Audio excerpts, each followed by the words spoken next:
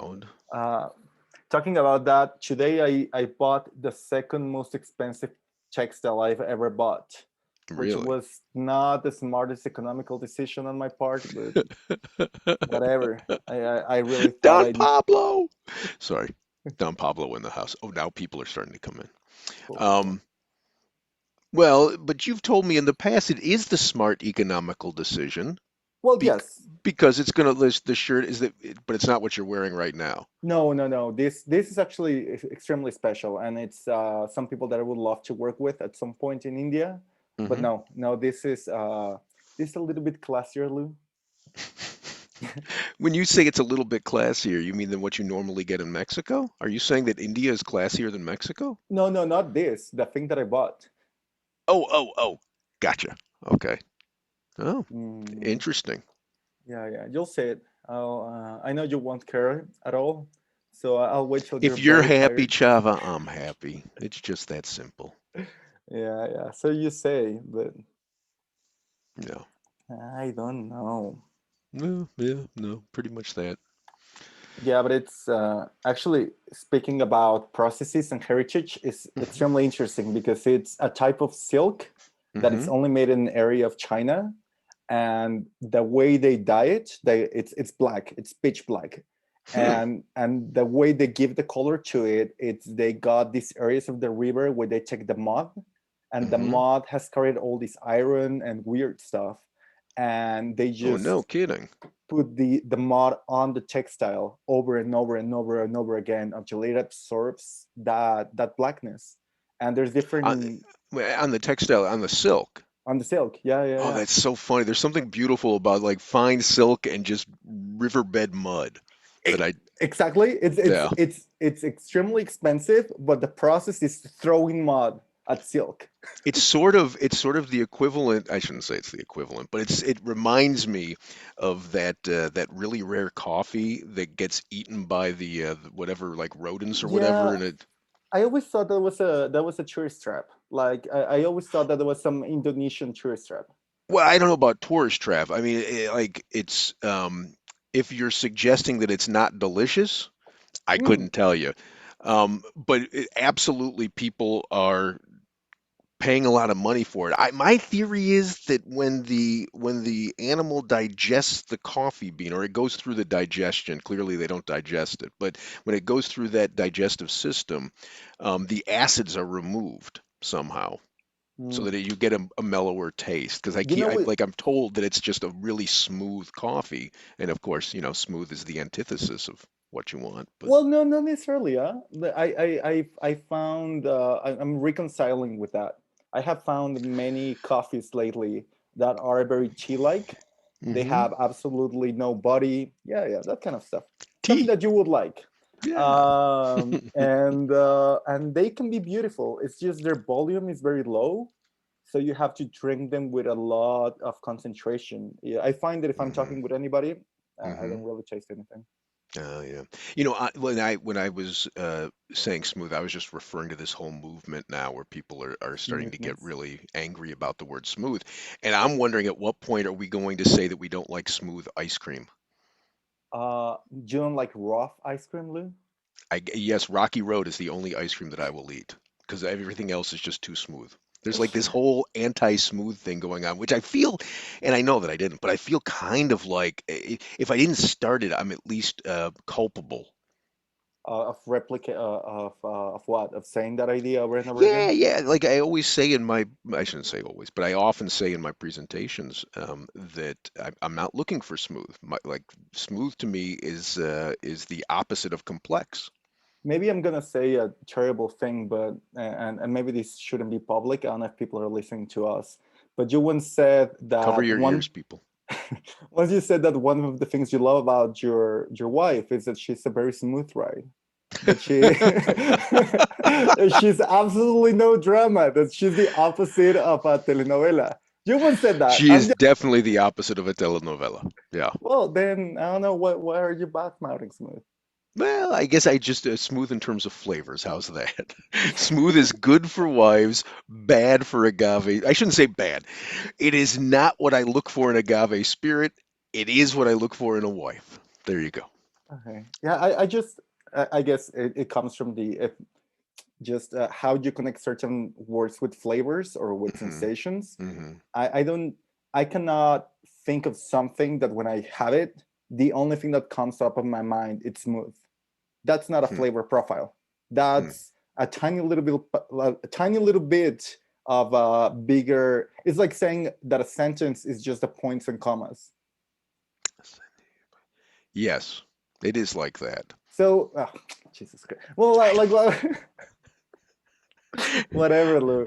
I'm not sure where you're going. I'm not. I'm honestly not. And it's not your fault. It's the fact that it's 8 o'clock at night where I am, which makes me very tired. It's the fact that I'm on this heart medication now, so I can't concentrate the way that I'm used to. It's all these things going on, Chava. My No, no, no. life is topsy turvy. I've got pandemic head. Okay. So let me put this in another way. One Okay. time I was well. Are we gonna start? It's time already. Yeah. Well, my theory is. My theory is that it's gonna because I didn't send people out. I'm an idiot. I didn't send the link out. I thought I had sent the link out again. Heart Joven, Lou. medication. I thought I had sent it out last week to everyone, and I didn't do it until this morning. So people are just signing up, which means it's going to take them a minute to get in. So we're going to end up starting like, and I guess everyone should hear this because if you need to go to the bathroom, now's the time. We're going to start about 5 minutes late Well, just to not make only sure go that to the everybody. bathroom. Maybe they can start opening their bottles, serving them, Well, just that's getting a that. good. That's a That's an beauty. Yeah, That's an excellent idea, Chava. They can start opening and pouring their bottles, which I guess we should talk about we should talk about that. We should yeah. talk about like which one should they open? All of them. All of them. All open I'm sure if you could speak and you can speak to us because there's a little Q&A, you can raise hands. We did this webinar thing because we thought there'd be a lot of people and then you wouldn't be able to see us because there'd be like 40 little screens on this one like and it'd just be hard, so it's just the two of us, but we Hmm. we want you all to feel like you can interact, and if you've got a lot of questions we'll just pull you up to talk for a minute. But um wait, why did I say that? We were right. So they should start pouring stuff because they Yes. would be asking, which one do we start with? No. And we don't care what you start. Actually, I kind of care. There's one that Mm. should be the last one that you drink. Which one? Okay, It's the let me one I guess. Let can't me guess. pronounce. Go Oh, ahead. the maricucho. Yeah, I would have butchered that. Say that again. Actually, I'm not tremendously No, sure if you are I mispronouncing. It's macurichos. macuricho. Macurichos. Yeah, You pronounce the S. You don't pronounce the S. yeah. Well, wait. Let me just be absolutely. It's because they're very secretive. I couldn't even see their Instagram because it's private. So I was trying to research more about them. You know how much I like to look Hmm. at stuff that I people do. actually forgot that they uploaded. I do, and you do. And No. okay, quick question. They're saying question. There's a question. Mhm.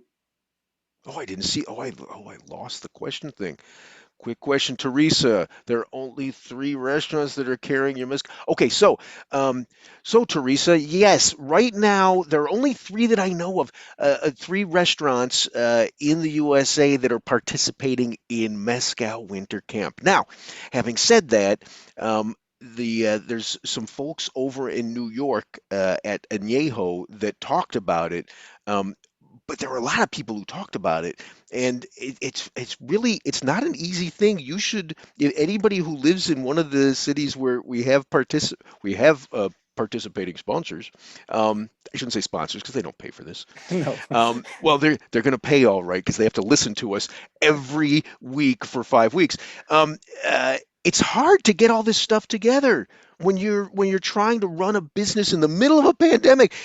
Like it's just hard. So I'm grateful that we've got these three participants, and I'm hoping we'll get some others as we move along. But Teresa, if you live in a city where you don't have a participating restaurant or bar, and you want one and you know somebody, hey, tell them to reach out to us. We don't take a dime for this. We're doing this just to support bars and restaurants because we love them and we miss them and we We want to really get miss back them. to a place in Yeah, in our lives where we can go to them. very soon, please. Yeah. So anyway, so people should start pouring out the pour not pouring them out. Like that'd be crazy. You just paid money for these. Yeah, Can I send you my contact? You know what? If you look, oh, it's not actually my name, is it? My contact is Lou. Oh, you know what? No, no. Go to mezcalwintercamp.com. That's what you want. Go to mezcalwintercamp.com, and then at the bottom, you'll see the three restaurants who are participating, and then beneath that, there's a little. You want to participate? Click here and send us an email. Is that good, Teresa? I think that's good. Okay, so everybody should start pouring your mezcals, and they're all no, wait, ooh, wait, are they all certified? Ooh, that's a good question. They might all be certified mezcals. I There believe they're all is no certified. preferred. Here's the only preferred order, Don Pablo, mi amigo Don Pablo. The only preferred order is the last one you should drink. The last one is Macurichos Espadin con cacao because it's got the chocolate and it's kind of a cheat. It kind of takes us away from the theme, but it's chocolate. And you just can't resist chocolate. That's I the problem can't. with Lou. If you ever want to sell something to him, just add chocolate on top of it, and he's gonna buy it. No Yeah. questions asked. Yeah, I've got chocolate underpants and No, it's like it's not. No, no, no. I do not misunderstand this. He's saying if this is the smooth one. No, it's just. it Uh, kind of is actually. I mean, well, yeah, but it also has another it element. does. Like It has complexity. You're right. You're and it right. has another You're right. element to it that it's also we don't think it's it might be difficult to wrap your head about the other stuff if you have cacao in the mix. Yeah, that's fair. That's fair. How are we doing? Okay, we got 16 people, I'm guessing, and it's almost 5 minutes. Well, okay, so start pouring, but put them into like if you have enough of them, like put them into vessels that are wider at the top than they are at the bottom. Yeah, like these. Um, and why do we do that, Chava? Well, if you have a very thin glass, like the ones you used to drink your tequila shots when you were in college, these Or things happily have very high ABV. So all that alcohol is going to shoot like a cannon up your nose, and you're going to be impaired and won't be able to taste a thing. right, So and with something we, like this, it's even worse, right? Because it starts to evaporate and it accumulates here and it shoots out like a cannon. so something like Because it this goes works narrow and it perfect. shoots at you like a cannon, Chava. Something like this, Yeah, yeah. that's good. And it's Yeah, just a great opportunity for me to show off some of the vessels that I've collected. yeah. You I want to love show off? marble. Yeah, Yeah, well, you have the. I yeah, hate you for that one. yeah. It's just that's It's my impossible to. my Uru Hikara. That's what Yeah. that is. Yeah, yeah. Hey, have I shown you this? I don't think I've shown you this. Mm. I don't know how I feel. Where is it from? It's from Wisconsin. No, no, no, No, no, I no. think this might be the. No, it's really beautiful raku. I It's appreciate that. it's like the beautiful pulque cup. I want to bring this back with to Mexico with me and drink pulque out Well, of it. actually, and that's a that's a good point. Historically, I would love to drink from jicaras, and I think a lot of people have seen that, just Mhm. the gourds, Yeah. and but they are porous. So either you get your No, they're not gourd. porous. Of course, they're porous. Even if you cure Not if you them, cure them. even if you cure them, It's there not always true. going to be some Yeah, a little porosity. bit. That's true. Oh, that's fair. It's not going to be Exactly. like clay. So Yeah. Okay. Fine. yeah, Fine. so usually you want to use a base or a glass or a jicara or something, copita, Hmm. generic term, that is absolutely not porous. It's a high temperature ceramic. It's even Hmm. plastic, glass, marble. You're gonna say It's not just I plastic. love this. I love this. It's not a question. It's a comment. But Well, like some like Clay. A guy named Clay wrote that he's using mezcal copitas that are made from clay. Clay has okay. clay. I know that I diverted you from an important point just because it was amusing me. But go ahead. Okay, Okay, keep no, going. Yeah. lovely. So Thank you. some people like the candle glasses. The thing is, if you use something porous, it's gonna some of the volatile compounds of these things are gonna attach to that, and then the next one you serve in there is gonna be affected by that. So you Oh, want absolutely neutral, boring environment to serve this, so that when you wash it, there's no trace of whatever you put in there after the fact. cool. Cool. Why am I, God, why do I have myself on this? I should just be pinning you, shouldn't I? Oh, I What? can't because never mind. Okay, so I guess we should start now. Yes, let's do that. Okay, okay, we should be quiet before we start, right? Like, I am Lou Bank, I am Chava Peribán. and this is Mezcal Winter Camp. Hey, campers, how you doing? I'm doing great, Lou. I know you're I didn't tired. ask It's you, I too asked the late for you. campers. I know, What? but they cannot speak, so I have to Yeah, speak in their okay, behalf. that's fair. That's fair. Okay, so this is the first of 5 weeks of Mezcal Winter Camp. And what is this? This is, well, you know, because you bought the samples, but in essence, what we're trying to do is keep ourselves and hopefully you amused every Thursday for 5 weeks and help to support the restaurants and bars that we love so much that are struggling through this pandemic, as we all are, as we Yeah. all are. And I'm hoping that together, drinking to no, I'm not buzzed, and you shouldn't be anonymous if you're going to suggest it. I, in fact, we'll get into that later. But so, um, nope, I've lost my train of thought. So what, like, we should, if we do this together, if we if we drink together, if we toast together, if we learn together, if we support one another, we're going to come out of this okay. Is that accurate, Chava? Yes, and those of you who still have hair, not like you're gonna keep it. I have hair, it's just Stress on is my not. back. Yeah, we don't want to know about that. Anyways, Okay. we want to get out of this clean and happy. How about that, Lou? I love that. So I want to thank the bars and restaurants who are participating. So our three participating venues this evening. Oh wait, we can go live. Why aren't we going live? The I three don't know. participating venues are Calavera in Oakland. Did I say that okay, Chava? You're Calavera? fine. Calavera. Yeah, there you go. Calavera. Calavera. Okay, Calavera in Oakland, and my very good friends at Calavera in Oakland, my very good friends at Mission Cantina in Seattle, and then my new friends. I've never met them. I've never even been to this place, but it's Copal in Santa Cruz, California. Awesome. The Yeah. marvels of the internet. Yes, yes, indeed. And if you are just tuning in, God, I keep meaning to go live. If you are just tuning in live on Facebook, um, you know what, Chava? Tell them how they can sign up. You know how to do this, right? How can they sign up You could, like, in? a new restaurant could sign up. They can Oh, participate. I was thinking about links and computer stuff.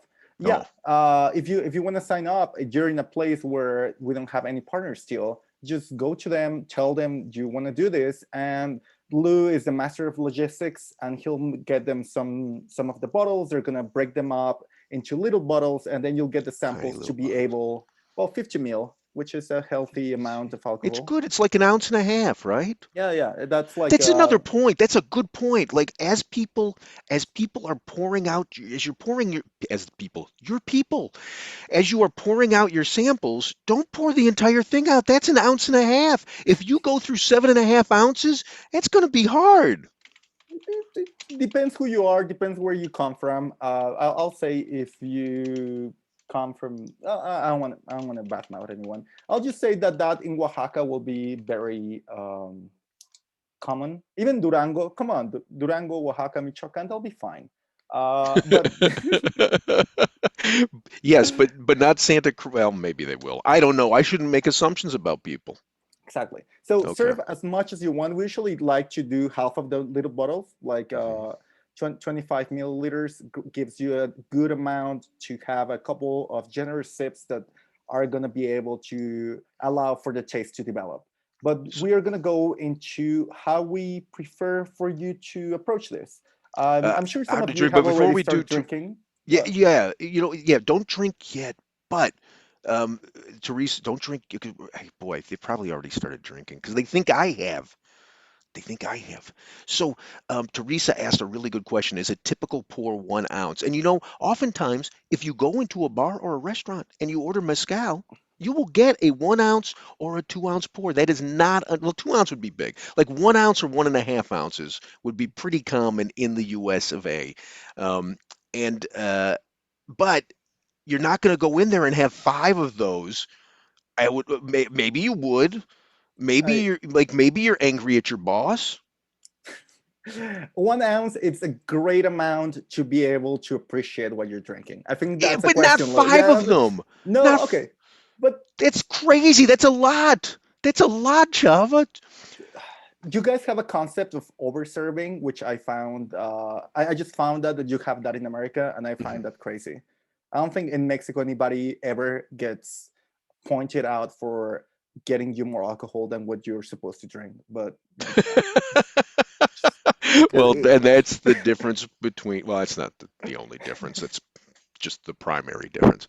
Okay, so let's get to drinking. What we're going to do over the next 90, or I guess now it's 80 minutes, it's about 80 minutes. What we're going to do is talk through both the theme for the night, which is Oaxacan Espadins, Mhm. and we're going to talk about the specific expressions that y'all are drinking.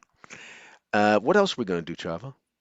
And well, I think that's like 5 hours of talking if we want to go, if we want to extend ourselves. So I think we'll Okay. start from there. If we're able to cover that, we'll get to other areas of knowledge of, or interest. But I think that's pretty ambitious agenda already.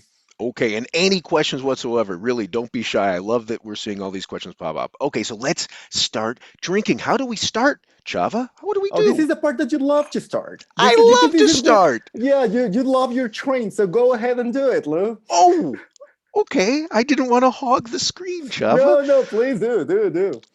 So the first thing I want you to do is pick up one of those espadines, and it doesn't matter which one, so long as it's not the macurichos, not the Macuricho. macurichos.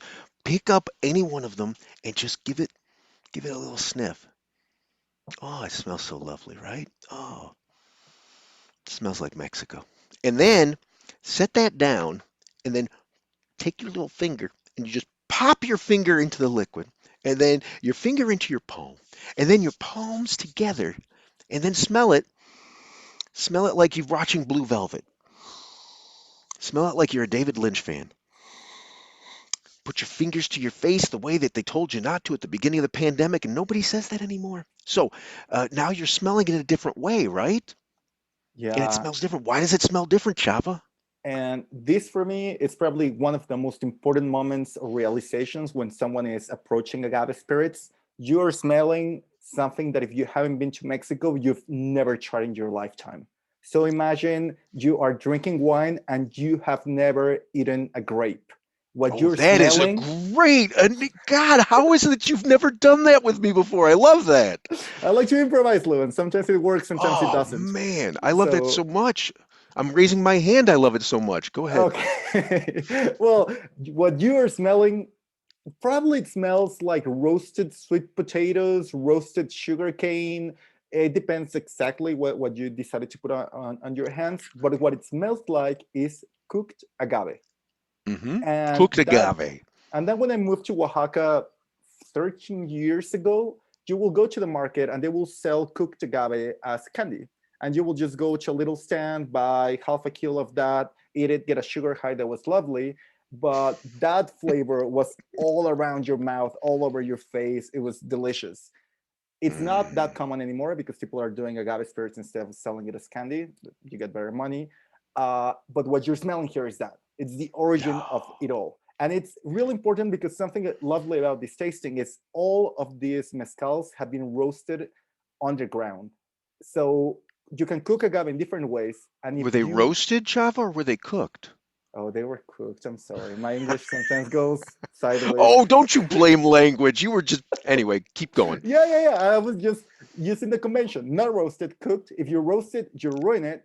And what you're smelling is not only cooked agave, because you can cook agave in various ways, you are smelling the interaction between fire, naked fire, and wood and stones and agave fibers and the hearts of the agave.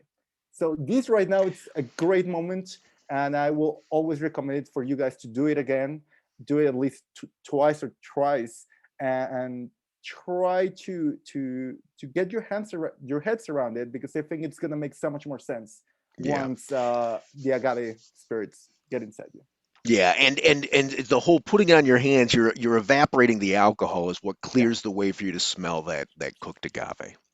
So smells like sugar cane. Yes, Teresa, thank you. I was going to call Chava out on that. It does not smell. I don't know if you saw me. I was shaking my head when he said that, but it does not smell like cooked sugar cane because that's the like if you walk around downtown Oaxaca, Oaxaca Centro, and you look like me and Uh, you're gringo, they're going to approach you. with a bottle of something, a plastic bottle full of liquid that they say is mezcal. You put it on your hands, you smell it. If it smells like sugar cane, No, and no, it no, no. oftentimes does, they're But that's trying to what. sell you aguardiente. But that's not what I was referring to. I was referring more to some Vietnamese roastings where they have the sugarcane and they roast the sugarcane. If Oh, it of smells like course, the Vietnamese roasted sugarcane. Now, what I want you all to do is pick up your copito or your glass or whatever you've poured it into, and don't really even take a sip. Just drop your tongue. Thank you, Teresa.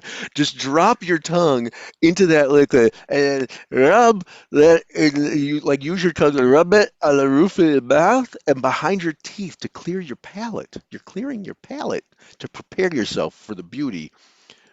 Which one are you start? You can start with any of them. what Does not matter. I'm not drinking anything tonight. I know you think I've had a lot to drink. I can't drink anything tonight. I am drinking. So Yes, you are always drinking. So then oh, you've cleared your palate. Now what I want you to do, I want you to take the smallest sip you've ever taken of anything, like a half a sip, and hold it. Hold it on your tongue to the count of 5. All alcohol starts life as sugar, and the sugars that are used to make the most complex wines in the world come from grapes, which take a maximum of 4 months to reach maturity. If we were drinking whiskey or beer, it would be alcohol made from grain, and grains take a maximum of 6 months to reach maturity. If we were drinking rum, that comes from that cane that our friend Chava was talking about, and there are some varieties of cane that take up to a year to reach maturity, but the vast majority of cane that is used to make alcohol takes 6 months to reach maturity. So we're talking about sugar sources that take 6 months to reach maturity. You are drinking here a spirit made from espadin, one of the 200 to 300 varieties of agave that exist in this beautiful world of ours. And espadin is going to take somewhere between 4 years and 8 years, maybe 10 years, depending on where you are, to reach maturity. Why does that matter, Chava? because imagine a organism that had to fight for its life for 10 years, that did not have to absorb the information of its environment and biosphere for 4 months, 6 months. It's absorbing 12, 10, 8 seasons in itself, and it's synthesizing all of that. And it's Seasons, more seasons, years, well, years. years, exactly, Multiply years. it by 4 for Except, there seasons, you go, there you go. I So, think. In and the Chicago, we only have 2 seasons. We have winter season and construction season. Go ahead. I'm sorry. yeah, am I supposed to laugh to that, Lou? No, but Okay. everybody in Chicago would. Anyways, and agave specifically, you think about grapes or you think about sugarcane, and these are crops or fruits that are being very pampered in the way that they grow. Oh, I wait, think we've that got what Don Pablo. Do you want us to pull you up, or what's the deal? Do you want to ask a question? What do you want? You can type the question. Maybe you can't type. Are we doing something wrong, Don Pablo? what I'm not sure. Okay, just keep going. Keep going. Well, I'll what text him. what I'm trying to say is these things that usually are they're farmers taking really good care of them. So let's say they have a very easy childhood. They go to the best schools. They don't get to suffer a lot. Agave is a rascal kid in town. It's in the middle of nowhere. It's in extremely rough situation. Everybody in the desert or in the places where it's growing wants to eat them because they're the juiciest sugar source around, and they have to defend themselves. So imagine this thing that has lived for carry on. Oh, okay. It's all good. We didn't. Yeah. Well, imagine this thing that has to go through all that stress, all that information that is inside this plant, Has which to I think has to fight off the insects. Right? yeah, and we were having this interview with Ivan Saldaña, who's the founder of Montelobos and make his PhD on agave metabolism. And one thing he was pointing out is agave had to evolve and design a lot of bioweapons to fight all sorts of different things: worms, mosquitoes, goats, all kinds of stuff that want to go in there and try to get a little bit of what it has. And all those bioweapons are happen to be a lot of the source of the flavors that you can get out of it. And There are all these aromas. oils. Yeah, I think a buzzword in the agave world these days is saponins, which is you have all these really Hang on a mysterious second. I'm just what gonna saponins. Go ahead. saponins. Yeah, or Yeah. surfactants of. the thing is, we don't really know all the stuff that is in there, but there's a lot of things that are like if you were, it's like a pre-made gin attached to a plant. There you go. Yeah. So the point is, right? You take that little sip, that little half a sip, and you hold it on your tongue to the count of five because all of that molecular chemical stuff that Chava's talking about is going on in that spirit that you're drinking. It's so complex. You know, we think because we've had the finest wines in the world, we think we understand complex. But the truth is, until you've had these spirits, you really don't get complex. You don't. And so you It's have to no the dip dip different dip types of dip. complexity. Yeah. Okay. Whatever. So Go. so you are introducing your palate to all of that complexity by leaving that little half a sip on your tongue to the count of five. If it was hot after the five, go to seven next time. If it's still hot after seven, go to nine until it's not hot, until it's not hard or difficult to swallow. And what I find is and this is the and now you can take that third sip and it's going to taste different with that third sip because now your palate's like, Mm, oh, I it's okay, always so I know great. this, right? And this is the only way that I drink these spirits, and you can do what you want. You're adults. I hope you're all adults. Y- You're Drink them not in however Mexico, you want. Lou. You're fine. Fair. That's fair. However you, but when I drink them, the more I sip, the more I recognize the complexities. The smaller the sip, the bigger the flavor. And you know, I want to make a fine point about that because I used not to believe you Mm-hmm. on that point. Uh, Or anything, really. well, yeah, I don't. I tend not to believe you, but I realized that one of the genius things behind that tiny sip more flavor is that some of these spirits happen to have really high ABVs. Hmm. So if you tend to get drunk a little bit faster than when you're drinking your scotch or your whiskey or your tequila, your rum, because those tend to be in the lower sides of ABVs, depending, right? But more generally than that. I think that's right. Yeah. And if you're taking sips the size that you're taking from your scotch, you might get drunk a lot faster, and then the flavor is going to be less intense. So if you Mm. reduce your sips a lot, you're not going to be drunk for longer, and therefore you're going to be able to get a lot more. What? This is some serious testing that I've done, and I feel proud of I'm it. sure that you have. To me, it reminds me of what they call the amuse-bouche, right? When you're in the restaurant, the fancy restaurant, and the chef sends out the dish of the tiny little things, and because they're tiny, you stop and you think about them more, and you pay more attention, and as a result, you get more out of them. It's the Mm, same thing with these sips. Tiny, held on. Think if you're thinking about it, you're actually thinking about it, which is going yep, to give you more interest in what you're drinking. So, absolutely. And well, no, no. Last thing I think that it's important to it's mhm, it evaporates inside your mouth, and it that's one does. of the reasons why we love You're this consuming healthy it through your ABV. sinuses. Yes, it's just you're creating an environment that involves all your head. It's not Yes. just your mouth. It's No. just flying all over your head. So Yes. enjoy that. You can drink it with your eyes and then it involves more of your head. Yeah, no, don't do that. Okay, we're not going to go there. Okay, so now let's start talking about the spirits, Trevor. So what you guys are drinking, it's sort of like a four interesting side by sides and dessert. And the dessert is related to the interesting. So which will okay so in at Calaveras and Mission Cantina, you guys have the exact same selections. You've got you're gonna have to help me with this one. Siete Misterios Dobaye, and Dobaye is Yes, I is do it. is Espadin Yeah, from Sola de Vega, from which Solo de is Vega. amazing. Yeah, one of my favorite areas of mezcal making. So I'm sure Hmm. that's going to be very pretty. Right, and It's in copper.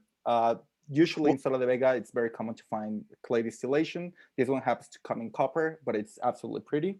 mhm. Next one, Blue. And then there's mezcal. But you don't have the Siete Misterios. If you oh wait, or do Hmm. you? I believe all of them have the Siete Misterios. Oh yeah, yeah, yeah. Wait, which one? Oh, I'm so confused. Is it the Um, Amaras that they don't have? Yeah, it's the Amaras that they don't have. I'm gonna Hey, trust you, Lou. Copal? No, they have the Amaras. Wow, I don't know. No, I think I screwed that up. I don't think they have the Siete Misterios at Copal. I think instead they have Legendario Domingo. Legendario Domingo. That's what I meant. And then back to everybody have the same thing. Mezcal Amaras, Mhm. which is San Juan del Rio. San Juan del Rio, one of the most prominent regions of mezcal making in Oaxaca, at least one of the most famous ones. There you go. Will you agree with me? Yeah. Best known. Yeah. And then you've got Tosba Espadin, which is from Mhm. San Cristobal, La Chirier. La Chirier. It looks to me like you should be making scotch in that town. And so all of those that we just discussed are all made the same way, where the espadine has, which is why this is so fascinating. The espadine has been cooked underground in a stone-lined earthen oven, the way that Chava had described earlier. It's then been milled using a tahona, right? A giant stone wheel that's pulled by a horse, a donkey, an ox, A visiting gringo. They a love to do visiting that with gringo. gringos. They Yes, see a white person. Yeah, well, whatever. yeah, It has and happened to you. yes, it has. Yes, it has. And then fermented open air in wooden barrels, and then Mhm. distilled in wood-fired copper pot stills. Yes. All of those. I And, guess each of you has three that's been made that way. and can I make a The fine point round, there? that Oh, stone, that milling stone. I'm sorry, that's a very good point. It's a stone that's I don't know what 5 feet high, Chava. I don't know feet, but it's 2 meters high. No, not 2 meters. Yeah, I'm sorry. Like 160, 1.6 it's about meters. 5 feet, and it's a stone wheel that goes around in a circle, and it's called a tahona. Taona for the Spanish Tahona, speakers. Tahona, Tahona. It's a good point. Like I just start rattling off these words because I know so little Spanish, and so if I know it, I figure everybody knows it. Sorry. You're fine. So that's the first three that you have that each of you has is that, and then for the fourth one, we head to Santa Catarina, Minas. Oh, and those are all three. Those are mezcal artisanal, Mhm. right? And I'll explain that in a minute. Yeah, But it's a bit then more complex. then in Santa Catarina, Minas, our friend Lalo at Lalocura, Eduardo Anales, he is making an ancestral. I think it's an ancestral. It's a little confusing. So um, he's making what either is or would be an ancestral mezcal using espadín. And so the difference here is he's going to cook in that same stone-lined earthen oven. He's going to mill though by hand using wooden mallets, what looks like Fred Flintstone's softball bat, pounding up and down all day long, and then fermenting in that same open air wooden barrel, and then distilling in a wood fired clay pot still. And for I mean, it's going to be sort of hard to describe all the dynamics, geometric dynamics of the clay steel. But why is this so amazing and important? There's All of you guys are familiar with distillation and distilled spirits, and almost all the distilleries on the Western world, they work with a coil. They work with a pot with an alembic that evaporates alcohol, throws it to a coil, condensates there, and you get alcohol the other side. These clay steels is not only the fact that they're made out of clay, but their design has nothing to do with the European Western way of distilling. These these steels are more related to Mongolian, Korean, and Chinese technology, and it's Mm. insane. Like, how come that in Mexico they decided to have in one community that is not that far away from Santa Catarina, Minas, a whole different tradition of distillation, and then in Santa Catarina, Minas, they decided to go for the Chinese version or Mongolian, or nobody actually really knows where this originated. So the flavors are so different, not just because of the material, but because it is an absolutely different technology. Sorry, Wait, I'm done. no, but so I'm sorry, because we've got a question now. What is the Philippine still? It's I mean, that's I don't want to get into these kind of worms, absolutely, but a lot of people there's many different types of designs of the clay steel. There's many ways of putting it May- together. may- Maybe the way to approach this, Java, Okay. is to talk about what distillation is, and to get at what distillation is. Let's walk through the process. So, Teresa, we're going to Okay. get to that. Okay. We're going to get to that, but let's talk through each of these stages, um, And then when we get to the still, we'll explain the still. Yeah. It'd Okay. be like wagging the dog the tail to wag. Anyway, and then the last thing that you all have is that Macurichos Macurichos. Espadin Macurichos. con cacao, which is going to be made the exact same way as the first three artisanal mezcals were made, right? Not Lalo's, but the other three with the copper still and the Tahona.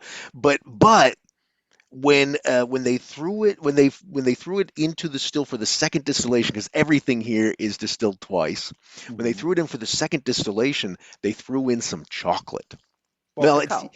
well, I don't know actually, because as I was Oh, reading the website, it looked to me like it might have actually been processed chocolate with sugar added. I don't know that for a fact, but that's certainly the way that it read to me. Because okay. it said that it said that I think it was the daughter of the Mhm. mescalero makes chocolate from local cacao, which suggests to me, oh, we got a chemical engineer. Yes, you're Yeah, going to be yeah, yeah. fun.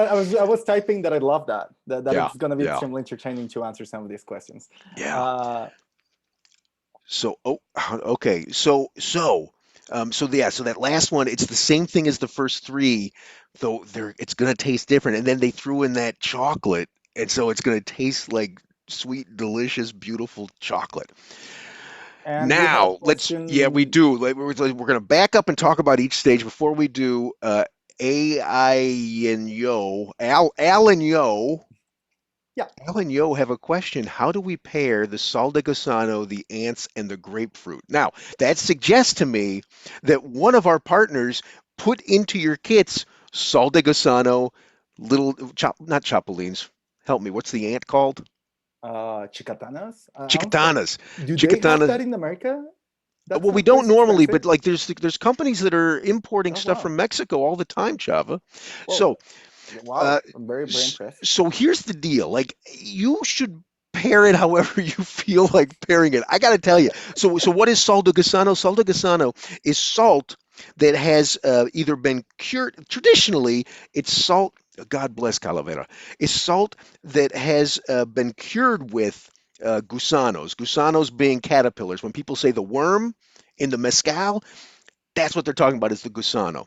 So sal de gusano um, Gasano is the little caterpillars tend to come out once a year. I think it's in August, and they want to eat the agave. And these things are delicacies, and so families will fry them up with a little oil, and then they'll leave Or the best way to do it on a clay pan. They without have a lot oil. of without oil. They have a lot of oil already in their bodies. So just get a clay Oh, pan and do super they're slow greasy little eating. grubs. They're like chicharron made worm. They're the most delicious thing on this planet. I will say I had this beautiful plate of them at a fancy restaurant in Puebla, and it was so different than what you get when you mark through the market and you just get the little dry guy. Mm, They're like it was the best French fry I ever had.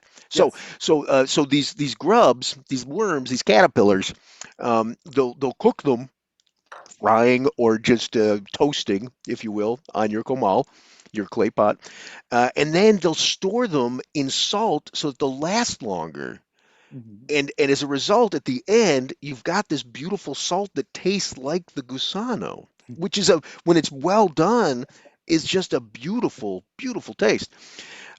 So how do you so that's in the salt, and I guess in this case it's probably ground in. And what I would do honestly is after I'm done drinking, when I get to the chocolate layer. What I would do is I would dip the grapefruit into the sal de gusano, and I'd sprinkle a couple of those ants on there, and I just eat it as a little snack to go with my chocolate. Chocolate grapefruit, that's a beautiful pairing. But as you're drinking all these spirits, I want you to taste the spirits. And the sal de gusano is so powerful, and grapefruit is so acidic, it'll completely change your palate and how you receive these. Now, it might change it in a way that you like better. There's no right way, there's no wrong way. I'm just telling you what I would do. What would you do, Chava? Well, I always say that purists are people that just don't have very elaborate minds. But in this specific case, because we're trying to pay attention to it, and because we are fortunate enough to have things that relate to each other, I think that every nuance and every little detail it's so important to be able to catch. So I think that having other elements in the mix might create a little bit of noise that makes it harder to be able to detect these nuances. So for this specific flight, right now, until you've been able to explore them, and then you just sit down and relax, and you just want to sit down and relax and really care about what you're like. Well, you don't want to be so cerebral about it. I think I love pairing it with stuff sometimes when I'm just having a good time. But when I'm fortunate enough to have a flight that makes sense within it, I rather just keep it to water. There you go. Okay, so Chava already explained what the cooking process looks like in that stone line earthen oven, but I want to go a little bit deeper on that. Can we go a little bit deeper on that, Chava? Oh, please, treat Okay, me. so these espadines. You know what? Let's start with the harvesting of the espadin. Yes, yes, yes, because people, and I find, no, I want to speak my mind about this because I find it a Really? little bit irritating. I come from a family of agricultures, and I think a lot of When you times, say that, you mean farmers? yeah, farmer, it's a weird it's a weird word in English because Hmm. when you say farmer, I imagine cows and cattle. I Really? imagine a ranch. Yeah, no, or it's just that I No, that's okay. weird. But okay, keep going. That's good to know. I like Well, that. like that. That's yeah. Like we say agricultores in Spanish, agricultures. That deal. They are dedicated to avocado. But in agave, well, in agave spirits in mezcal, what I find is that a lot of the work, a lot of the most labor intensive, most delicate, most important work happens before you start processing this. It happens choosing the land where you're gonna put your agave. It happens when you decide what environment is gonna surround it. It happens when you're gonna chop the leaves and decide where you're gonna harvest it, because you can harvest it when it's not ripe enough, and not all the flavors have been able to evolve. Not all the sugars are at their best. So I think that the harvesting of the agave, it's an area that it's a little bit underlooked, but that has a great impact on the flavor profile of the final product. Okay, so can you explain the harvesting process for us, Chava? So I used to work at a palenque, what you guys will call a distillery, and because I was the new guy and I came from the city and I was a lot skinnier than and less. Well, you can see I don't have a lot of muscles. They really wanted to abuse me and make fun of me. So it's the one thing that they always do to the new guys. They'll throw you to harvest because it's so physically exhausting, and you just basically, Lou, move to your left or right a little bit, please, Oh, so people sorry. can see an Oh, agave. So if you can see the agave behind us, it has leaves, and those leaves have absolutely no sugars. Those leaves are there only for protection. Those leaves are the reason why cows and goats and whatever cannot eat the agave. And so you chop off the leaves around it, you get the protection out of it, and you get the heart, la piña, we call it. And then you stick a big koa. How do you describe koa in English? what we do is we call it a koa. It's just Koa. it's a cutting tool. It's like a long rod, and at the end of it, there's this just a round knife. Really, like I said, Like a rounded knife. a rounded knife. Exactly. You put it under the agave, you kick at it with passion, and you get the piña. And then you carry that from wherever you are, a lot of times just on a very steep mountain, you carry it to where it's going to be processed. So that's the harvesting part. Right. And we didn't get into like what it means when we say that the agave reaches maturity, right? Oh, The yes. sugar source That's reaches maturity. So yeah, you already harvested. So let's just like God, we're gonna be here for a few hours, people. no, So no. I told you we wanted to be fast, and you wanted to cover all these things. Oh, Lord. yeah, yeah, yeah, yeah, yeah. Okay, so well, so when the agave reaches maturity, which is going to be like 3 to 8 years, let's say, generally somewhere in that range. What it does is it wants to reproduce, and it reproduces by shooting a stalk called a quiote up into the air. It's going to be like 15 to 25 feet, and then it blossoms with seeds and with flowers, and then with seeds, and it reproduces. But in order to reproduce, it's burning up all of this energy, all of these not sugars, the fructans, like starches, but think sugar. Um, it's burning all of that up to produce the stalk and the seeds and the flowers. And that's the exact thing we need to make alcohol. So you cut either you harvest it before the stalk comes up or just as it comes up, you clip it. And the plant's like, whoa, what the hell happened to me? And so it starts producing even more sugars. Not really sugars, fructans, but it produces even more of sugars, and it builds up and it gets fat, and then you'll harvest it anywhere from generally 1 month to 1 year. Though we know people who wait 3 years, and it's not because they're lazy. Just because I love the flavor that comes out of it because it Yeah, changes. We don't know why, but a agave whose Kyoto you've caught, and there's a whole denomination of that called capon, like tastes Al Capone. yes, it tastes different, and it's usually in very fortunate ways.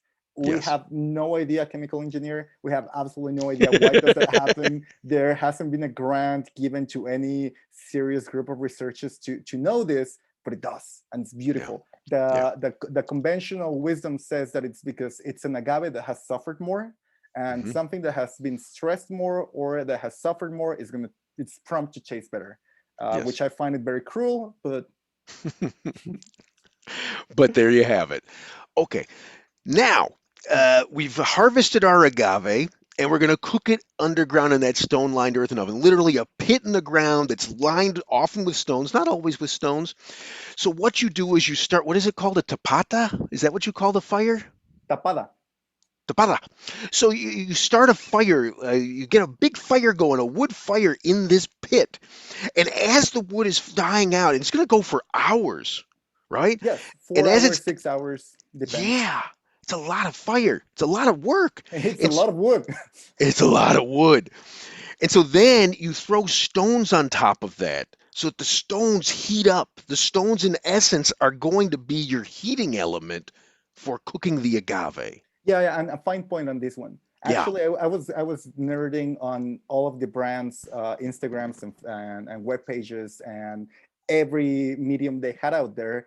And something that I noticed is that Tosba guys, they use extremely bizarre stones for this process. They use Really? stones that are not very common in the trade, and it's a type of stone that, in my experience, tends to pop more because the heat is so Mm. great when they're hitting these stones that imagine popcorn, you have flying stones around you, which is not the safest thing in the planet, but And not as happens. delicious as popcorn.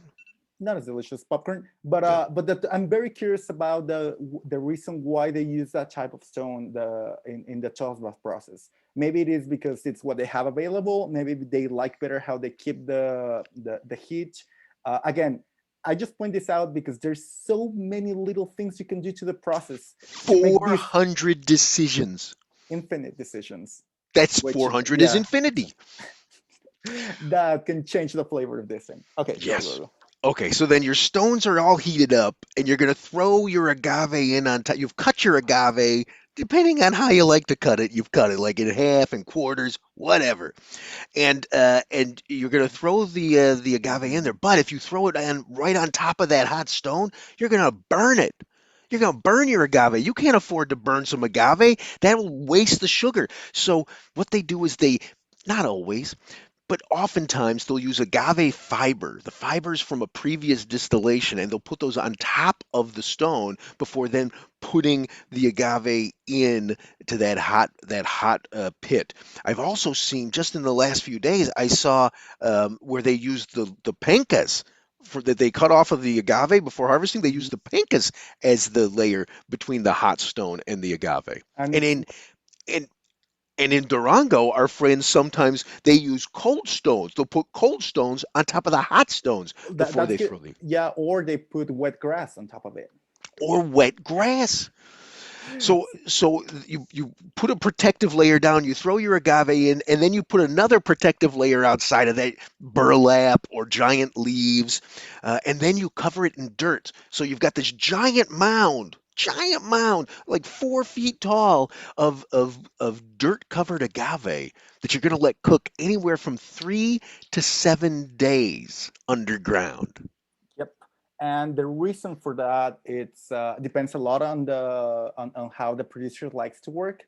Uh, Usually by the third day, all your conversion of these long chains of sugars. What you're trying to do here is you have these long chains of sugars and you want to break them, right? Yeah. And usually you achieve that rather fast.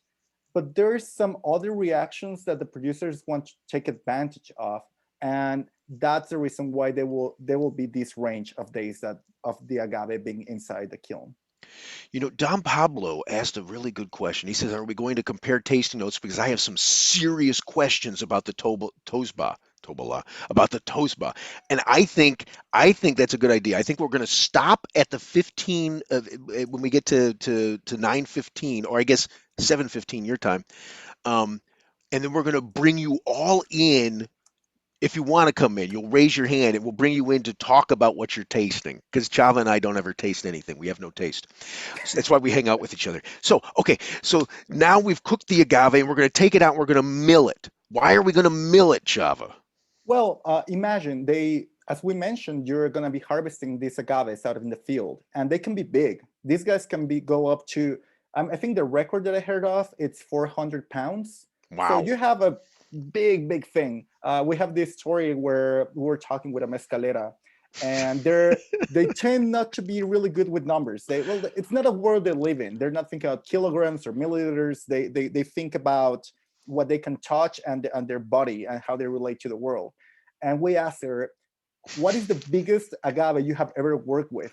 And she was, well, it was really big. It was like 20 kilos. And, and I knew that was not which is right. which is less than 50 pounds. Exactly. And I Yeah. asked her, was that agave bigger than Lou? And she was like, yeah, yeah, it was absolutely bigger than Lou. So these things tend to be very big. And imagine yeasts that are in charge of converting sugars into alcohol traveling through all that mass. I'm just even though they may have understood you, I'm just gonna say you said yeast. Yeast. Yeast. Okay, Yeah, go I'm ahead. sorry. Yeah, my No, no, you don't Spanish. have to apologize. My brother. Well, it's just accent. Okay. Anyways, so what you do for allowing for yeast to reach all the parts of the agave is you mill it. So you make all these sugars more available for the yeast. And there's many ways to mill it, as Lou was referring to before. And you can use a taona, you can use a chipper, you can do it by hand. When you said chipper, like a wood chipper, like Exactly. Fargo. Yeah, the Yeah, Fargo yeah. method. Yeah. And why does this matter? I think a lot of people will say, well, you will mill it in a way that you can get the most sugars, the way that you can get the most efficiency. The thing is, most efficiency doesn't always mean more deliciousness. Is Yes. that right, Lou? I would agree wholeheartedly, Chava. So, depending who you are, you want certain sugars to be accessible and certain sugars not to be accessible for yeast. And a lot of your decisions in this part of the process depend on that. Yeah. And then what happens, Lou? Okay, so then you're going to take your milled agave, you're going to take all those juices you can scrape up, and you're going to throw it into an open air wooden barrel. Now, there are other things you can put it in, but Mhm. for every single one of, and we'll talk about those in a different week when we have something that was fermented in a different process. But you're going to ferment in an open air wooden barrel that stands about 3.5 feet high, maybe 4 feet high. You're going to throw the agave fiber in there. You might leave it for a bit before you do that to dry ferment where there's no water added. But at some Uh, point, you're going to. Usually they do that. Actually, that's a really good point, and I'm happy you mentioned this because I think it's something we don't really talk about. And Senor Lu sent me an article a few weeks ago that talks in depth about this part that it's usually overlooked. That moment where you're fermenting without water, Hmm. some researchers saying that it's a moment where a lot of the bacteria and yeast that are in charge of creating many of the flavors that we appreciate about this get the chance to come to life. Oh, Yeah. okay. So there you go. So you're going to start that fermentation process in what they call the dry fermentation. And then you're going to add some water. And the water is going to, like, why do you add water? My understanding is you get to better dilute a lot of these sugars. So you create a soup. You create a better It's like environment. oatmeal. It's Yeah, oatmeal. well, not of oatmeal, but you create a better medium for yeast to be able to reproduce, be happy, and have more available food. Yeah, yeah. Okay, so then the yeast is going to come down. It's going to do its job. Its job is to eat up sugar and spit out alcohol and CO2 Yep. and carbon dioxide. And the thing is, it's so funny. You go town to town to town through Mexico, and you ask them what their process is, and they're like, "Oh, we're going around looking for mezcal," and they'll say, "Oh, where'd you come from?" We'll say, "Oh, we were just over in Utanduchi," and they'll say, "Oh, well, what we do here is we don't use chemicals." They always like it's the same thing every single town. We don't use It's chemicals, like all natural suggesting that here, all yeah, natural. but this other town you just came from, they use chemicals. And nobody uses, I shouldn't say nobody, I'm sure somebody does. But here's the thing, like, it's so funny that they nitpick each other and they try to knock each other down when the truth is, you don't want to compare yourself to the next town. You want to compare yourself to every other alcohol in the world. Because nobody, okay, that's an exaggeration, almost nobody is open air fermenting. Because besides the yeast, you don't get to control which yeast get in there, right? You also can't stop all the other bacteria that wants to get in there. There's this thing called acetobacter, acetic acid bacteria. And what it wants to do is eat alcohol and spit out acetic acid, also known as vinegar. So if you've got open air, like you've got to watch that fermentation. And as soon as it's ready, as soon as the yeast is running out of sugars to convert into alcohol, it's going to start getting hungry and it's going to stop reproducing. It's going to die off. And when it does that, it leaves the door wide open for the acetobacter to come in and turn that stuff into vinegar. Now, I'm sure it would be amazing vinegar. We could have the best salad dressing in the world in Mexico, but nobody's traveling to Mexico to get salad dressing. You all want to have your mezcal. So why And do they do this open air, Chava? again, this deliciousness. And Teresa is pointing out that they do this in Portugal. They do this, and I find this hilarious. You know, the whole natural wine movement, the whole concept of it, the whole value, and the reason why people are going crazy is because they are experimenting with this little part, with Mm-hmm. this tiny part that that is done in agave spirits. So just one of the little processes, just one of the little decisions that is taken within the larger spectrum of agave spirits or mezcal, that create a whole movement and that create a whole way of re-understanding wine. And Yeah. here it's just rather common practice. Nobody makes a big fuss except us about this. Yes.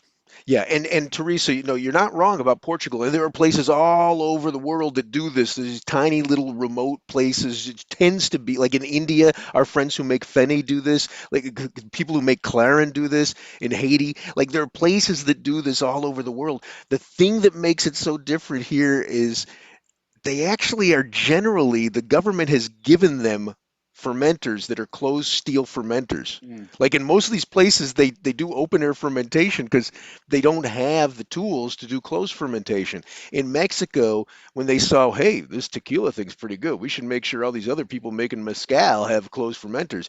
Somebody in the government, his cousin, must have been making closed steel fermenters because they were just handing them out like candy, and I've never seen any of these men and women using them for fermentation. They use them instead to store their grain. They make chicken coops out of them. So, like you're not wrong, but it forced me to go deeper on that point. So there you go. So that's the fermentation. So you've got to watch it like a hawk. And once it's done, like once you okay, we got to go, or is it going to turn into vinegar? You have to go, and you can't stop and go sleep. And Right? You've that's got to get through the whole fermenter.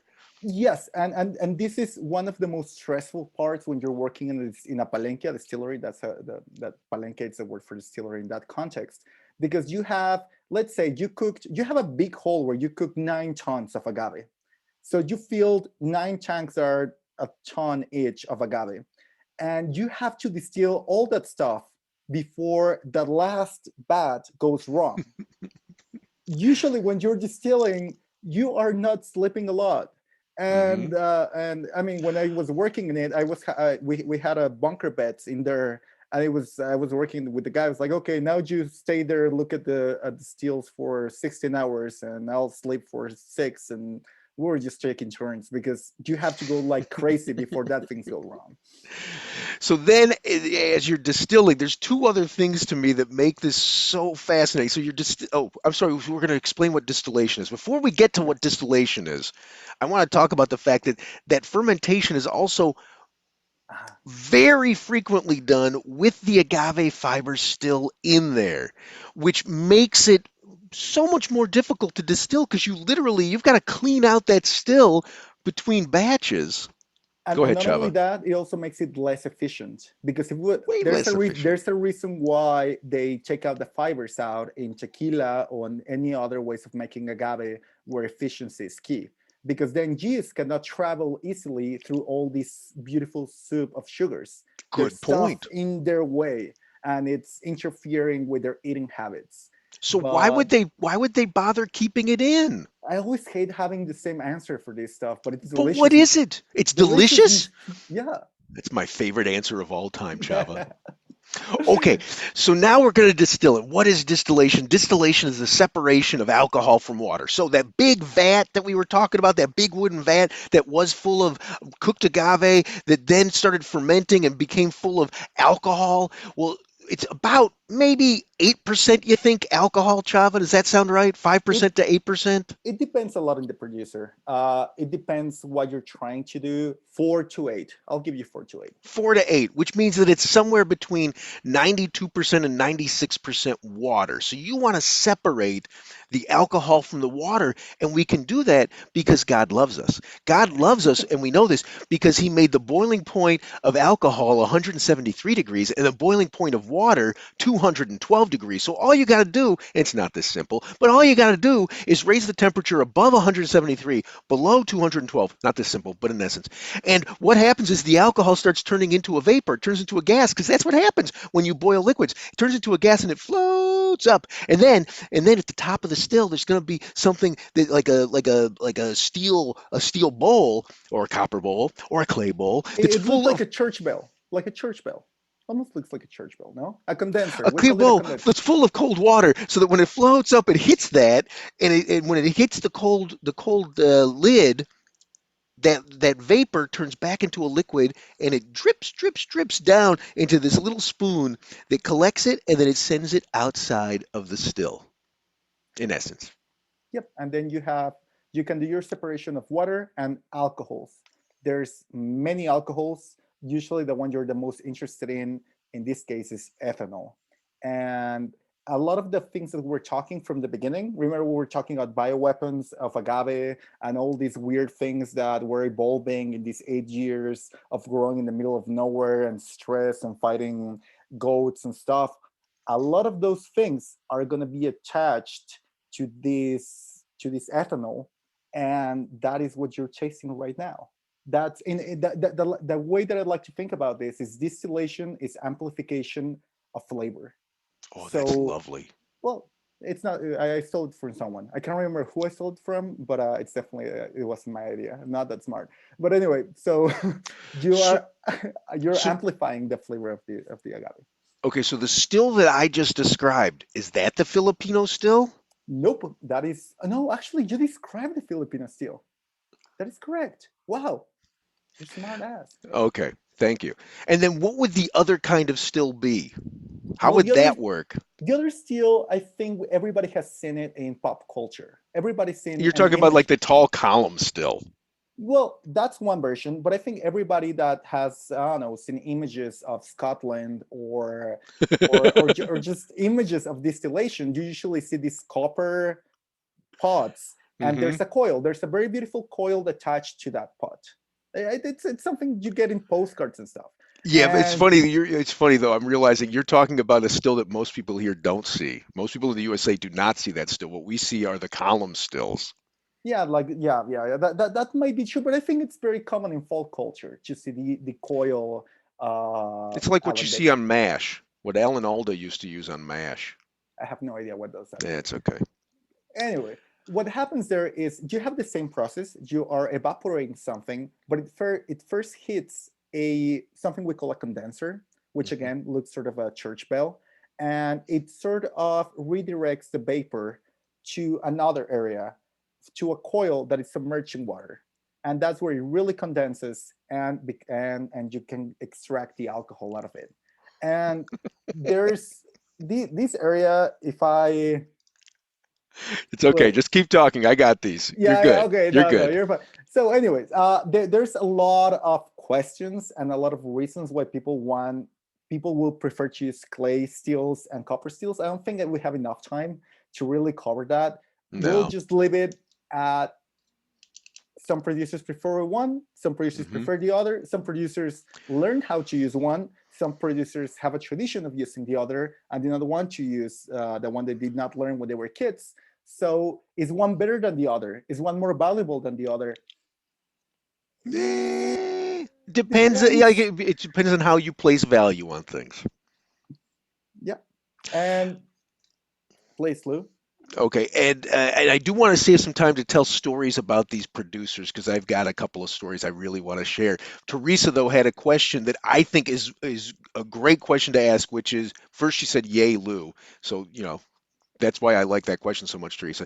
And then, do you have a conversion from tonnage of agave to liter of Well, I mezcal? love that question Right? And why do you love that question, Chava? because it's crazy. Who the hell thought about doing this? It's such No, painstaking and it's such little no, that's not efficiency. why. That's not Well, why you love that question. why do I You love love that? that question because, in fact, we answer it on next week's episode of Agave Road Trip. Oh, we do? Yeah, we I have a didn't. whole episode about how many agaves it takes to make a liter of mezcal. That might be true. I don't It's remember no, it's exactly. absolutely true. The answer is it depends, and the truth is the answer is depends. But in general, though, No, no, no, no. like Wait, wait, wait. in the. Let me rephrase this. In the case of Espadin, like the one we're drinking, Mhm. with copper steels, if you are very good at what you're doing and you have a very tight system and you are maybe in the 45 ABV range, it might be 10 kilos of agave for a liter of agave spirits. Now, see, you're talking about the most efficient because I've heard a range of 10 to 25 Exactly. Yeah, kilos. yeah, Yeah, yeah, yeah. yeah. So 10 is your dream team, your rock stars.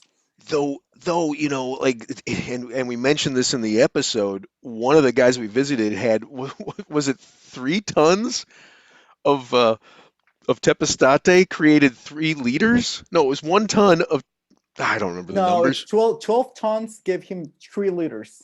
12 tons gave him 3 liters. That guy, he does not have a good business model. Well, it happens. It can happen to you and you just didn't realize I because know. I'm not trying to bad. anyway, He's my friend. He's Fortunato. I love yeah, we love Fortunato. him. Yeah, Yeah. yeah. Okay. Let's start talking about some of these producers. Let's talk about Tosba. Let's Yes. talk about Tosba. So Tosba, I was driving out there with my friend. He's in the Sierra Norte, or is he north of the Sierra Norte? I tried to look in the Google Maps. You've been there. I haven't have Yeah. the I haven't been lucky enough to be there. But S- it's yeah, it's more in the north to of Oaxaca City, if that means Yeah, something. so in January of 2018, every January when we're not having pandemics, my friend Jason Cox, who owns this brand of uncertified agave spirits called Cinco Sentidos, Jason Cox and I will jump in a car and drive off to visit parts unknown, trying to find new producers, not, I mean, new to us producers making beautiful spirits, trying to learn something more about this beautiful world called Mexico. And so in 2018, we went off to, and we've been doing this a lot. And we both drive a lot through these roads that aren't roads, they're like dried up riverbeds. And so you'd think we'd be used to the bumpity, bumpity, bumpity, right? But so first I'm driving and I got him car sick. And we literally had to stop in a town, and he took a 5 hour nap in the middle of the day, which you never do because you're burning daylight. You're burning daylight. And then when we finally got in, we went all the rest of the way, and it had to have been, if we hadn't stopped, it had to have been like a 5 or 6 hour drive to get to La Chirogue. La La Chirogue. Chirog. La Chirogue. Um, Okay, yeah. but he got me car sick then on between the two stops. So I showed up there and oh my God, I'm forgetting his name. How can I forget his name? What's the mescalero? Ah, It's Edgar. Edgar. And Edgar's wife, when she saw that I was so sick, she made me soup. She made me a chicken soup. But here's the deal. Like, and it was amazing chicken soup, but the most amazing thing about it, I don't know why I'm telling you this story. I think it's because it just is have you ever seen they didn't have any roosters to kill for soup, so she killed a hen Yeah, And they caldo de gallina is an institution in Mexico. There's places that only specialize in hen soup. do they always show the egg? Oh, it's one of the most beautiful things in this planet. Unbelievable. It was like this curly cord, and you could see the eggs on it, and they got progressively Yes, bigger. So like yes, you had like yes. the full egg at the end, but like it was this amazing thing, an amazing way to eat egg. I don't like I don't. It has nothing to do with agave spirits, but No, it's totally rural Mexico. but it does, and I do want to make a strong point about this. I Yeah. think a lot of people in the wine world and other areas of alcohol, they talk a lot about pairing, right? Hmm. Which food goes well with which wine. But usually, I think it's a daunting exercise because you are in very decontextualized areas where this wine doesn't belong here, this food doesn't belong here. How can you make them match? I think that's why there's a great expertise of Ah. doing that. And what happens in these towns is that everything it's so close together. Everything makes sense between it. What's happening now, Lou? No, I'm Where just are no. you? I didn't even read what was there. Like my thought was just instead of getting like sal de gusano, you should be getting like not quite yet developed eggs. Is that what you're saying? Well, That's what I'm saying is, imagine what these people are eating in these places, and I will say the best pairing for a mezcal, it's always a taco with beans and chiles, and that's it. oh, And that's I so think, funny. And we had this conversation. I yeah, don't yeah, even we remember had. when, but like I can't do chiles when I'm drinking agave spirits. To me, there's something about the chile that amplifies the agave spirit, or vice versa, and I don't like it at all. And my answer for that, like my answer to that, is that you're broken. That you just do Yes, not. that's. Where did we do that? Was that an episode? I have no That idea wasn't in where. wine enthusiast. When wine enthusiast, Oh, that was yeah. it. Yeah. But anyway, so I think this is important because I think that most of us, at least when we start accessing these things, we access them in the place where they were not made, or where, I don't want to say this like this, but they don't belong, or where they don't make sense with the space, with the temperature, with the soil that it's under you. And I think when you are lucky enough to drink a spirit in the place where it's being made, it Oh. just, everything makes so much sense. The flavor, the smell, the texture of it, you're like, absolutely, that's why they make this like this. And I think we Hmm. struggle so much explaining this because we're trying to put these things together that only makes, they make absolute tangible sense when they happen in coordination in the place where they've been done. Yeah. But Beautiful. anyway, so I think that was a lot of things to say about something very simple. But So the other thing I want to say though about the Tosba that I think is really, really important. Thank you, Teresa. I'm not broken. The thing that is beautiful about the Tosba, another thing that is beautiful about the Tosba is, you often hear, and I often even talk about fourth generation, fifth generation mescalero, and that multi generational wisdom that's passed down. Um, and here you've got a spirit that's made by Edgar. I think his last name is Gonzalez. Gonzalez. Gonzalez, who his family never made agave spirits. There's not a history of making agave spirits in his community. In fact, the vast majority of people who work in his palenque come from an hour to 2 hours away to work with him. And Wow. then go back, right? So, like, that's a lot of commuting to do. But his family did have a tradition of making aguardiente, which is basically rum, using sugarcane to make alcohol. And I point this out to say that, to me, the important thing is not that your family has been making agave spirits for so long, but rather that your family has this worldview that I think is so vital to these beautifully made spirits that that doesn't care about doing things in an efficient way, right? Efficiency is not important. What is important, and this goes back to what Chava's been saying all evening, is deliciousness, the best result. And that is oftentimes reflected not just in these beautiful spirits that we like to drink, but then also in the ways that the communities are run, the things that they do in order to sustain themselves as a community. Yeah. So, yeah, so that. brings us to Lalo. We got to do this in 3 minutes. I'm going to do this in 3 minutes so that we can bring everybody up and talk about flavors. Okay? Okay, Sorry, go. Chava.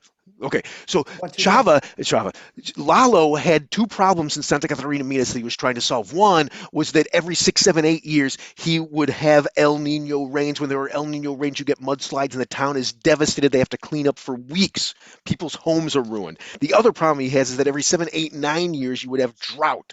And when there's drought, there's no farming. When there's no farming, all the adult males leave to make money to send home so that their families can survive.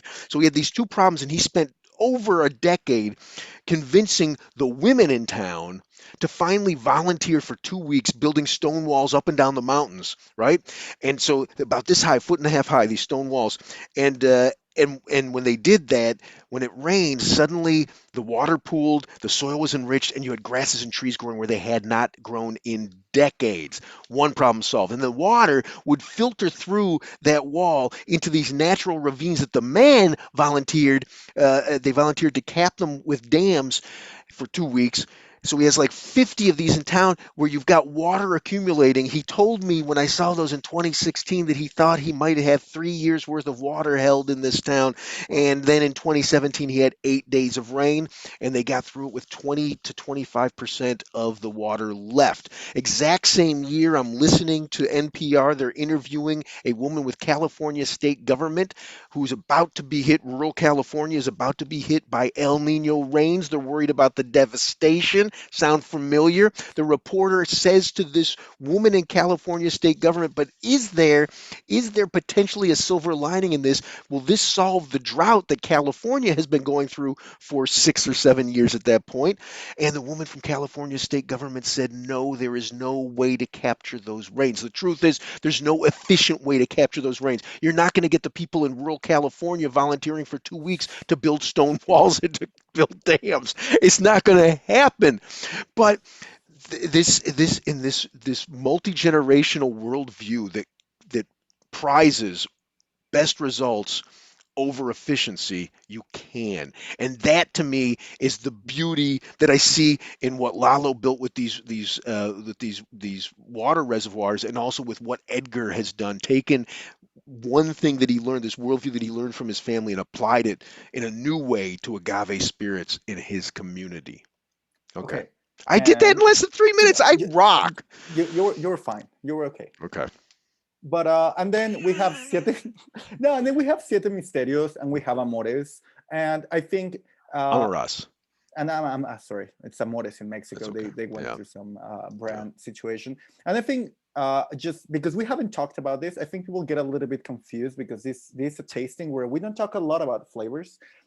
We talk more about context, but I think something really cool about Espadin is it's the shyest of them agaves. Uh, yeah, I'd like to say that. How do you mean? Well, I mean that if you, I think they say this in the beer context. I don't drink a lot of beer, so I don't, correct me if I'm wrong. But they say that if you want to taste the hand of the maker in beer, you should try a lager. Because the lager, Ah, it's going to show every little mistake that the guy, that the brewer is making, yeah, yeah, because yeah. I it's gotcha. very shy, it's a very soft style of beer. So I will say Espadin is exactly like that. And it's a wonderful thing. If you want to start understanding regions of Mexico, you want to start understanding processes, you want to understand what I guess people call terroir, which I rather like to think in the crazy interactions that happen between environment, humans, and landscape. Uh, you want to understand that I think Espadin is a great place to start doing that. And I think both Siete Misterios and Amaras are great examples of something that it's very well calibrated, very well rounded up. They are really good at their processes, and they sort of have more of a profile of a very clean Espadin, if you will. Beautiful. Okay, now we're going to invite you all up on stage to talk about what you're drinking. Raise your hand if you want to come in, and I'll let you in. And I'm happy to have all of you up. I just don't want to bring you up if you don't want to be. Promote to panelist. Okay. Oh, I think we're just going to get Teresa. Is Teresa the only one? The brave one. Oh, wait, here we go. There we go. We got Don Pablo.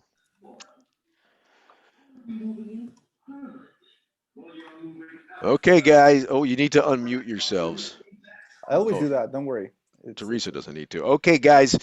Tell us what, and if you want to turn, you got to unmute Don Pablo or you don't get to talk. That's just the rule. So, okay, Teresa, what are you tasting and what do you think of it? Well, I'm not tasting anything in the flight because I didn't get access to it. So Oh, so frustrating. I know, but I mean, last week I bought this. It probably doesn't compare at all because I'm just starting to learn. Can you see that? Oh, you ball. No, in fact, that was, I think that's even an Espadin. Yeah, it yeah, is. that's It inspiring. happened to be an Yeah. Espadin. Yeah. So, Yeah, in fact, that was we almost had that in the mix.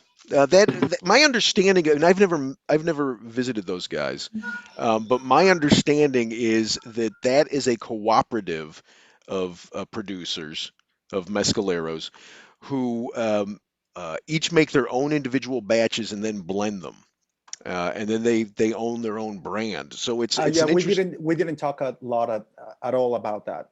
So I think that everything we're drinking right now will be called single, like it'll be like a single scotch. It's absolutely not blended. Yeah, though that's a whole different thing too. Yeah, yeah, but But it's not.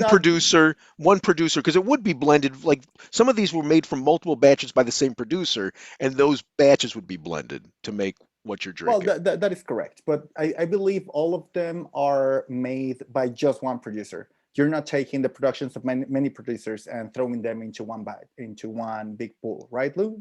Or am I wrong with that? No. That's Okay, absolutely right of all of these producers. Yeah. okay. So I think that's also important because I think a lot of the alcohols that we tend to drink in the world, they are blends of a lot of stuff.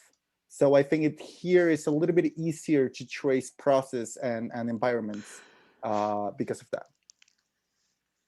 Okay.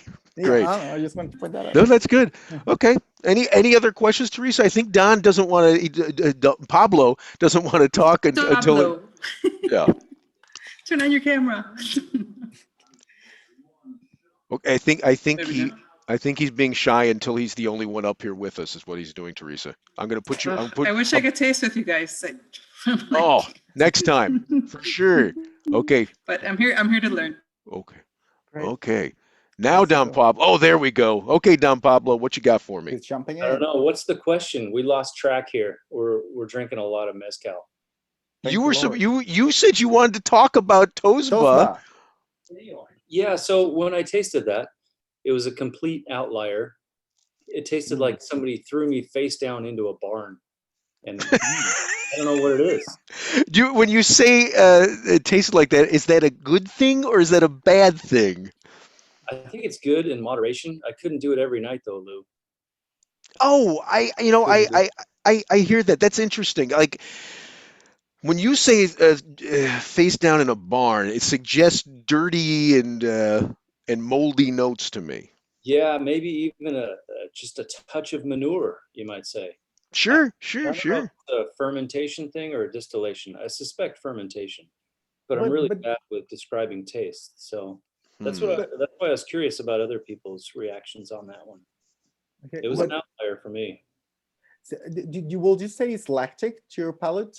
Will you describe it as dry meat in some possible way? I don't think we were getting that. I know what you're talking about. I've had that with some of Eric's spirits, almost like locker room sweaty socks, kind of lactic. Yeah, yeah, yeah. That's what I'm. Yeah, that's not the sexiest way to put it, but yes. But No, because that will be fermentation. Usually, when you talk about longer fermentations, some people describe it as funky, and I tend to love that flavor sometimes. But that usually is the longer fermentation. This barn situation, I wonder. I got a note from Tina and Sean, our friends from Mission Cantina, and one of them wrote, "I didn't get the barn, but I got butter, brine, herbs, or mint." Wow. Which just sounds like turkey waiting to happen.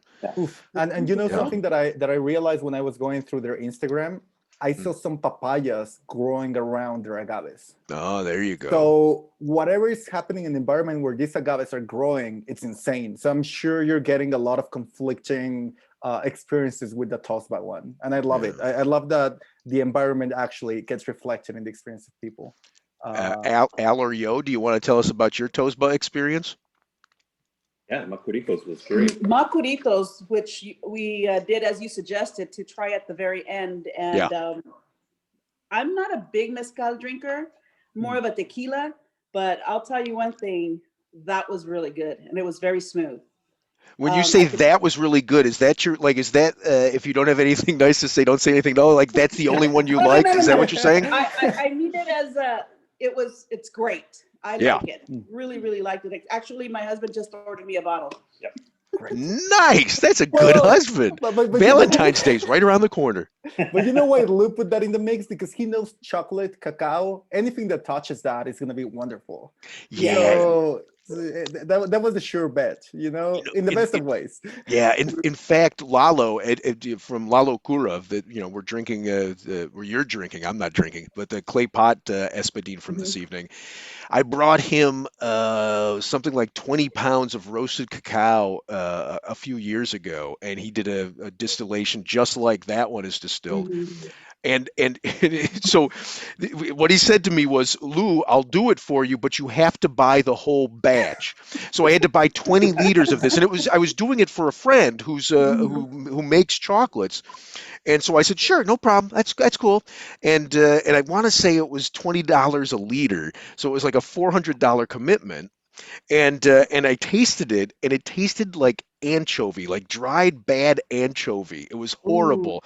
And I thought, I can't give this to my friend. And I said, Lalo, we're gonna have to do a second batch. He said, okay, but you have to buy the whole batch. So then I bought a second 20-liter batch, and it came out tasting like anchovy again. And I was just Um, like, screw it. And I gave my friend the 20 liters, and I left mine down in my basement. And then I had a friend over one night who said, I love everything chocolate. I said, everything chocolate? He said, I love everything chocolate. And I said, let me go get you something. And I poured it for him, and I was like laughing inside, like, ho, ho, ho, ho, ho.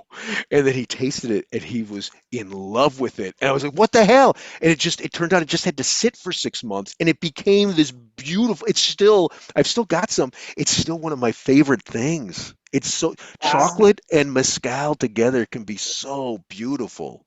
Wait, and yes, and in anonymous attendee is asking only maestros or maestras involved, and I do want to say something about this. Women are an essential part of the mezcal making process. Either they're named on the bottle or not. When a maestro mezcalero is staying up for 16 hours straight distilling, he's not doing that by himself. Yeah, yeah, I'm and so sure a group of women are chasing this thing. They're telling this, no, this is horrible. This is good. This is the worst they're thing you've done. they're cooking for the people who are working. They run the businesses. Like so many of the mezcaleros that I know, if they didn't have the women running the business, they wouldn't be in business. And we do know while none of the spirits that we're drinking this evening were made by women. Chava and I both know very many women who make mezcaleras. And in fact, that story you were telling about how I weigh only 20 kilos, that was a Yeah, that mezcalera. was Catalina, Yeah, and she yeah. makes some of the most, and actually, she's one of the most experimental ones that we've ever met. She found this God, fruit that do you understand the concept of criollo? Like frutas de if you say criollas, heirloom, aguacate. if you just heirloom, it's heirloom. Heirloom. Okay. Yeah, So it's just these things that don't get to be commercialized because they're too fragile to take out of the towns. And little you will never plums. They're little criollo plums, and heritage plums. they're beautiful. And she just found them and she was like, well, this surely has sugars. Why don't I process it like agave? And she made this wonderful spirit that it's out of this world, that it's these plums processed as if it was mezcal. And it's so delicious. Yeah, yeah. Like if you want stories about mezcaleras, like she really is one of my favorites. regardless of gender. But I think it was like the 6th and the 7th episode of the 2nd season of Agave Road Trip. It's because It's just maybe don't like nobody like not everybody knows this, but we have a podcast dedicated to agave and agave spirits and real spirits in rural Mexico. Didn't we do that at the beginning? I thought we did. maybe we did. I don't know. Anyway, But if you go to agaveroadtrip.com, you can like listen to the episodes. But the ones about her, they're really good stories about Catalina. She's yeah. awesome. And I mean, no doubt, right? Because women do have, at least in rural Mexico, they're the ones in charge of the kitchen. So their palates are the ultimate computer and dials and knobs to understand if something is good. I'm so sure that every mezcalero gives a little bit of the mezcal they've done to their wives, and they're like, "Honey, is this good? Please tell me it's good. Please." And if it's not good, they'll like throw it away, give it to the neighbor or something. Or make pechuga. I'll make pechuga. No. They make that. Okay, do you guys have anything else you want to share? Don Pablo, Yeah. Ayo. The Siete Misterios was good. Siete Misterios was good. Yeah. And that one went well with the little ants. Lovely. The chicatanas. Yeah. Yeah. Great. Nice. Sola de Vega is a great region. Sola de Vega, I don't think I've ever drank anything out of Sola de Vega that was not great and lovely. Yeah. Yeah. Yeah, and you can pick up the jasmine flower notes and the butterscotch, and the medium smoke is what I really like. I don't like really heavy smoked mezcales, so this one medium smoke was great for me. Right on. Yeah, great choice. Okay. Well, if there's nothing else, we are going to bid you all well, I guess not a good night for you guys. It's still just early evening and you can catch TV and stuff. Thank you so Good much. night. Good night. It's a good night. Thank you so much, because you finished all 5 of yours, We didn't you? finished all 5, yes. Yeah, I'm Plus seeing a there with little Don bit Pablo's.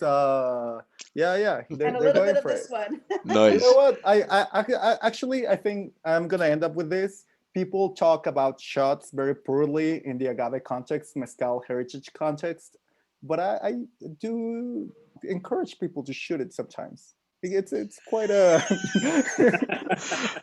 it's quite an experience. If you want to get warm really quick, that's the way to do There it. you go. And you're in a cold place. I'm in Mexico City, so I don't feel the coldness you're going through.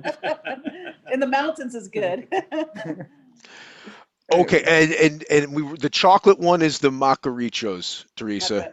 Okay, everybody, thank you so much for hanging with us tonight. Thank you so much for supporting your local bars and restaurants. Thank you so much to Calavera, I did that right, didn't I? To Calavera. And thank you so much to Mission Cantina, and thank you so much to my new friends at Copal. I can't wait until this pandemic is over so I can come eat your tacos. I hope to see you all next week when we taste 5 different agaves, 5 different mezcals, certified mezcals, all made by the same guy in the same way, using the same tools and the same process with different agaves. And until then, be well, be responsible, and take care of yourselves. Adios. Besito. Buenas noches. Hasta Buenas, buenas. pronto. Hasta luego, cuídense.